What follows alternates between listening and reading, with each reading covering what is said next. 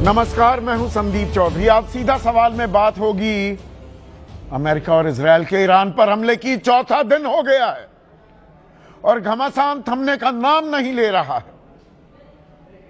787 से ज्यादा लोगों की, 800 के करीब लोगों की मौत हो चुकी है ईरान में। और ईरान झुकने को तैयार नहीं दिख रहा है। अलग अलग दावे किए जा रहे हैं। शुरुआत में कहा गया था 4-5 दिन की बात है, कमर तोड़ देंगे ईरान की, यह डोनाल्ड ट्रंप ने कहा। अब वो कह रहे हैं या कह रहे थे 4 से 5 हफ्ते लगेंगे, यानी कि 30 से 35 दिन। अभी ताजा दावा किया है कुछ देर पहले ही डोनाल्ड ट्रंप ने कि ईरान कह रहा है बस करो बस करो, पर अब बहुत देर हो गई। Now it is too late. अब मुकम्मल अंजाम तक ही पहुंचाएंगे इस युद्ध को। वो अंजाम क्या है, वजह क्या थी, युद्ध कैसे शुरू हुआ, क्यों हुआ, ये अभी समझ से परे है। कहीं परमाणु हथियारों की बात की जाती है तो कहीं रिजीम चेंज की, यानी कि तख्ता पलट की। और कल तक तो इस बात पर भी आ गए थे डोनाल्ड ट्रंप की foot on the ground, boots on the ground, यानी कि अपने सैनिक भी ईरान में घुसाने को तैयार हैं तख्ता पलट के लिए। लेकिन उधर ईरान भी पलटवार कर रहा है। और पलटवार में जितने सैटेलाइट्स हैं, जो सहयोगी मुल्क हैं इस इलाके के, मुस्लिम आबादी वाले हैं, मुस्लिम मुल्क हैं, लेकिन वहां एयर बेसेस बना रखे हैं अमेरिका ने।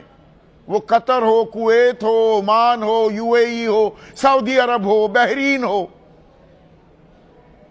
अब वहां ईरान हमले करने लगा है और ईरान का शीर्ष नेतृत्व, टॉप कमांडर्स, वो तो हो गए हैं खल्लास, लेकिन एक नया तरीका भी इजाद कर लिया है।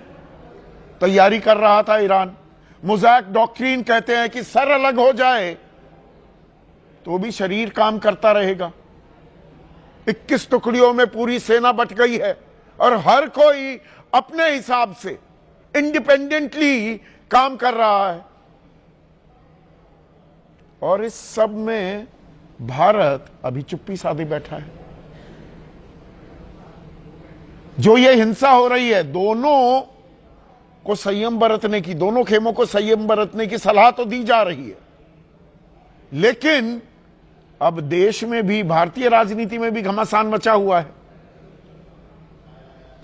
कि आयतुल्लाह खमेनी, उनकी हत्या पर भारत सरकार खामोश क्यों है, चुप्पी क्यों साधे बैठी है, इसकी निंदा क्यों नहीं की जा रही। एक संप्रभु मुल्क पर हमला बोल दिया जाता है, उसकी मजम्मत, उसकी निंदा क्यों नहीं हो रही है। प्रधानमंत्री लगातार बातचीत भी कर रहे हैं। पूरी फेहरिस्त आपको मैं बताने वाला हूं पिछले 3 दिनों में। आज ही कतर के अमीर से बात की, ओमान के सुल्तान से और कुवैत के क्राउन प्रिंस से भी। और कुवैत पर जो हमला हुआ है उसकी निंदा भी की गई है।